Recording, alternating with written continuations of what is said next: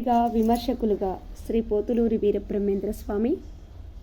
పోతులూరి వీరబ్రహ్మేంద్ర స్వామి అనగానే మనకి గుర్తుకొచ్చేది కాలజ్ఞానం, అలాగే అద్భుతాలు, వింతలు మొదలైనటువంటి విషయాలు ఎన్నో కూడా చెప్పినటువంటి కాలజ్ఞాన తత్వవేత్తగా మనకు కనిపిస్తారు. కానీ వీరు కవితా శక్తి కలిగినటువంటి గొప్ప విమర్శకులు కూడా. ఏది కవిత్వము, కవిత్వం అంటే ఎలా ఉండాలి, కవి లక్షణాలేంటి, కవితా లక్షణమేది అన్నటువంటి విషయాల్ని కూడా ఇక్కడ గొప్పగా చర్చించినటువంటి కవి పోతులూరి వీరబ్రహ్మేంద్ర స్వామి. ఈ చర్చ చేయడానికి కారణాలు అనేకం. ముఖ్యంగా ఆయన ప్రబంధకాలం తరువాతి కవి. ప్రబంధకాలం నాటి కాలక్షేప రచనలు, మితిమీరిన శృంగారము, ప్రకృతి వర్ణనలు బ్రహ్మంగారిని వ్యతిరేకించాయి.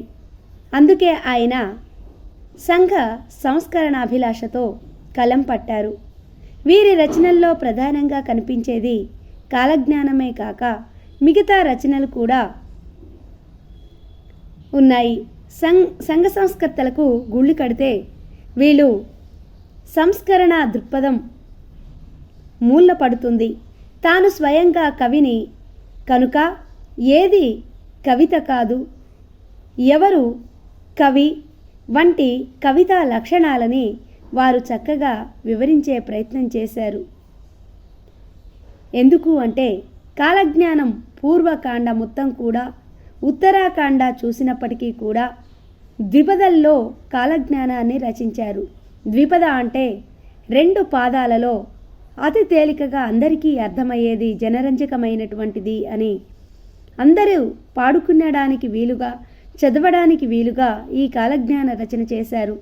ఇక కాలజ్ఞాన సౌజన్య పత్రికల పేరిట వచనాలు కొన్ని రాశారు. బ్రహ్మంగారి ఇంట్లోనే 1912లో ఒక సౌజన్య పత్రిక లభించింది. 1961లో బ్రహ్మంగారి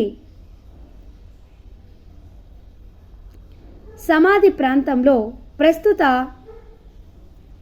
మఠాధ్యక్షులైన శ్రీ వెంకట స్వాములకు మరొక సౌజన్య పత్రిక లభించింది. ఇవి కాక దాదాపుగా 1000 పద్యాలకు పైగా కాళికాంబాహంస కాళికాంబ అనే మకుటంలో ఆధ్యాత్మిక విషయాలెన్నో కవి చర్చించారు.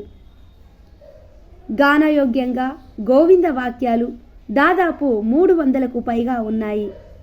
సిద్ధార్థ శతకం లేదా సిద్ధ గురు బోధ పేరిట సిద్ధ అనేటటువంటి మకుటంతో దాదాపుగా 55 పద్యాలు ఉన్నాయి. ఇవన్నీ కూడా ఒక పుస్తకంగా ప్రచురించారు.